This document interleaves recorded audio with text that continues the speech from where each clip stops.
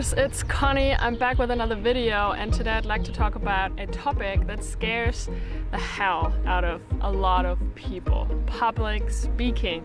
And the reason why I'm making this video today is because 2 days ago I was on stage giving a talk to about 800 or 900 people in Berlin, and I fell in love with public speaking properly. I've been on stage quite a lot. I've given quite a few talks in the last 3, 4, 5 years, and it's been quite, a few ups and downs, obviously. I've gone in and out of I love this and I hate this, and I feel like now I kind of cracked the code a little bit, and I'd like to share the things that I've learned and how I prepared my talk and how I've come to really love public speaking. I find it quite interesting that one of the scariest things for human beings is speaking in front of a lot of other human beings.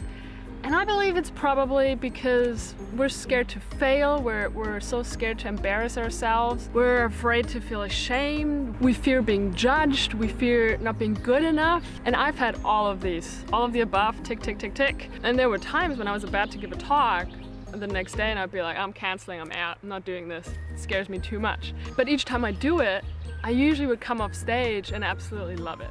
And so I believe I'm a one-to-many person. I'm not so good with one-on-ones like coaching and these sort of things. I like to talk to a lot of people. That's why I like doing YouTube videos. I'm a one-to-many kind of woman, and for me it's been a really interesting process of personal growth, actually, speaking in front of people, doing these YouTube videos, and it really challenges you to grow, to learn more about yourself and who you are, which is probably why I like it. I like stretching my comfort zone even though it's super uncomfortable. For me, every talk, every speech has about 3 different phases. The first one, the longest one, is the preparation phase, which is basically from the day you know that you're gonna have a talk until the day it actually happens. It's where you prepare your talk. Then there is the day of the talk and just before you give your talk, and then there's the actual talk, and then obviously there's the after. So maybe it's 3.5 stages. The first thing that usually happens is you come up with a title. The title for my talk was set about 6, 7, 8 months ago when I was invited to speak, and since then the talk, or the idea behind it itself, it kept on developing and evolving and turned into something very different from the start. But I kept the title. The title was Superpower Mindset 2.0: How to Really Create and Live an Extraordinary Life. And as you're coming up with the title, you're really working on what's your mission? What do you really want to achieve with your talk? And my mission was, I really wanted to share my story, my experience in the last year and a half, going from having this 4-hour workweek life, realizing that actually it doesn't make me very happy, to then figuring out what is it that really fulfills me? What does it really mean to live an extraordinary life? So I was basically on this hunt, this search this past year, and I learned so many things, so I wanted to share that. Once you kind of figured out your mission, you figure out your message. And my message was, I wanted to convey to people that the digital nomad lifestyle, being location dependent, it's not the end of the rainbow, it's only just the beginning, and that there's so much more that we can use this lifestyle for to really live a fulfilling, amazing, awesome, extraordinary life. And then the intention for my talk was I wanted to make people feel something. This talk was meant to be inspirational. It was not meant to be practical. So you have to sort of figure that out for yourself. What sort of talk do you want to give? For me, it was clear I want to share my story. I want to inspire people because that's what I do best. And I want to make people feel something. And so I knew I wanted to talk about vulnerability and feeling ashamed, and about depression, and about all these things that a lot of people don't talk about. The next step then is obviously you want to come up with your ideas and what you actually would like to share with your audience. And for that, I need to know, who is the audience really? I feel really insecure if I'm not really sure who I'm actually talking to. What are they into? What are their goals in life? What are their problems? What's their vibe like, their energy like? Gladly though, with this conference, I'd already spoken there about 3 or 4 times, so I kind of knew what I was getting myself into. But I would just put a lot of research into who you're actually speaking to. That really helps me a lot. And as I was preparing the actual content for my talk, I was watching a lot of YouTube videos and of other people giving awesome talks, let it be Casey Neistat and Gary Vaynerchuk, and a lot of TED Talks, you know, Brené Brown, and all these really beautiful, beautiful talks that have gained millions and millions of views. And I want to get into that vibe of what does it mean to give a really amazing, mind-blowing, life-changing talk? Because that's my standard. Like, I want to kind of change people's lives when I get on stage. I want them, after the talk, to be in a different place. I want them to have something gone off in their minds, but also in their hearts, that they're now a little bit different than they were before. You know, I mean, that's a kind of a big mission, but everything I do needs to have a higher purpose. And even though it's a bit of a challenge, obviously, to change people's lives in 30 or 60 minutes while you're on stage, I believe it's possible. One awesome book I can recommend that really taught me a lot was Talk Like TED. I will put the link below the video in the description box. The book really showed me what makes a really amazing TED Talk. And we all know that there's some TED Talks out there, they're 18 minutes long and they're mind-blowing. And so, great book to read, go for it. Here's one thing that really, really helped me to feel so much more comfortable on stage. It's making YouTube videos. Believe it or not, I believe it's the best practice for public speaking. Also, what helps is Facebook Lives, because you're actually live and there are people watching you and they're commenting. And so this in combination for me in the past year or so has totally upped my game in terms of confidence, in terms of speaking in front of people, speaking freely, speaking from the heart, because this is what I do right here into the camera. And so I can really only recommend, if you have the goal of maybe, you know, getting into public speaking, start a YouTube channel, do Facebook Lives, whatever it is, make videos, talking to a camera, it'll change your life. And then about a week before the talk, or maybe 10 days before, I start practicing the talk.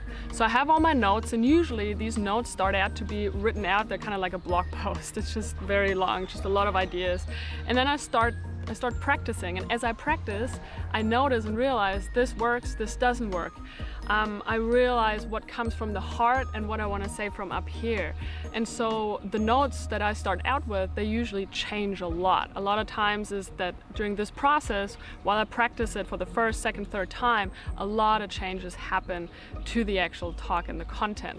And each time I do practice, I cut down the notes so that by the very end, once I've practiced it about 5, 6, 7 times before I then actually perform it on stage, my notes will have cut down from this long to just, you know, a few little tiny notes with a few scribbles on them. For me, it's more important to speak from the heart than it is to speak from my notes. So I like to have as little notes as possible so that I can focus on what comes up as I speak, rather than focusing too much on the actual content that I want to convey. Because I know that the most important messages, they come as I'm on stage. And generally, because I have practiced the talk several times before, I totally over-prepare 150,000%, is that all that it's already up here. It's already somewhere in my subconscious. And once I'm on stage, I want to mix that information with what then comes up as I'm actually connecting to the audience. And then the last few days before the actual talk, I really make sure to raise my energy, to prime myself. So here's what I did.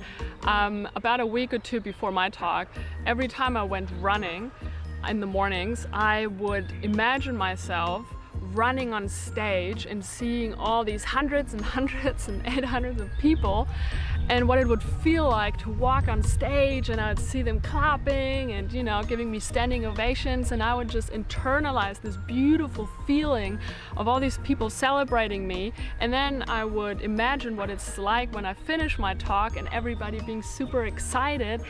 And that's what I did basically every single day. I was priming myself to feel confident to go on stage, to be looking forward to going on stage, and for people to celebrate me. And I would already imagine and picture the result, which was a super successful talk, people being just excited about what just happened, about me having changed their life, and yeah, and that's exactly what happened 2 days ago. It was amazing. I just loved it. Now, the second very, very important phase is the actual day of the talk, the time before the talk. So I got up at 6 a.m. I put on my running shoes and I went running. and it was a beautiful sunny day, and there was barely anybody out. I was running on this old airport in Berlin, and I put on some amazing tunes, and I was ready to put myself into the best state possible. Running for me I don't love running at all, but it really raises my energy up, and I needed that. And with the music, and I was just singing along and like priming myself as I was running, it was beautiful. And I did my meditation, and then I went to the venue, and I met up with my friends who were organizing the conference, and we were kind of, you know, giving each other energy. We were listening to upbeat music, and it was all about just raising our energy really high and being in this really beautiful, upbeat, sort of energetic state where everything's possible. Around 30 minutes before my actual talk, I did eventually get nervous, believe it or not.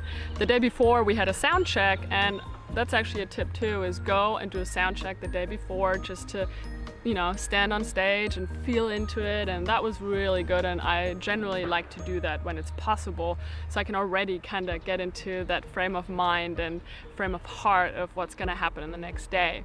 So, but 30 minutes before my talk, I actually did get nervous, and a friend of mine then helped me and did some EFT tapping, you know. And with the tapping, I haven't done it that much in the past. I knew about it, I've done it a few times, and there's certain points that you tap and you say certain sentences, and it helped immediately. That feeling in my heart where you feel like your heart wants to jump out and explode because you're so nervous, it just stopped straight away in a matter of minutes. It was beautiful. And then I was ready to go. One last thing that I'd personally recommend is, there's some people, especially when they have really full schedules obviously and are super busy, and that's totally cool, they just rock up to their talk, they give their talk, they leave. I like to be there for all the talks that take place before my talk, because then I know what's already been said. Sometimes it happens that people repeat stuff because they don't know that the same things have already been mentioned in other talks, or maybe I can use some of the information that people have already been given in other talks in my own talk. So I want to make sure that I do listen to everything that was going on stage before I enter the room and start my talk.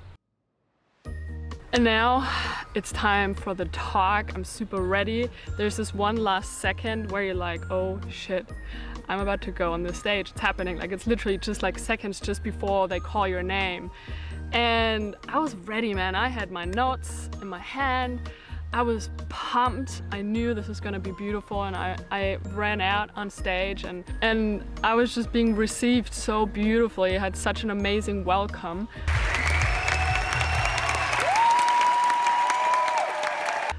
People were clapping. A lot of people knew me out of these 800 people because I had talked there before, and it was so beautiful. So I just kind of took it all in, you know. I didn't try to silence them. I just like, wow, this is so beautiful. And I just let my heart swell up, and I was trying to connect with people. I was looking directly into people's eyes to connect with the audience. And it also gave me a little bit of time to breathe, right? While I was taking all this in, it was so beautiful. I was just standing there like with this huge grin. And at the same time, I was trying to breathe and ground myself a little bit.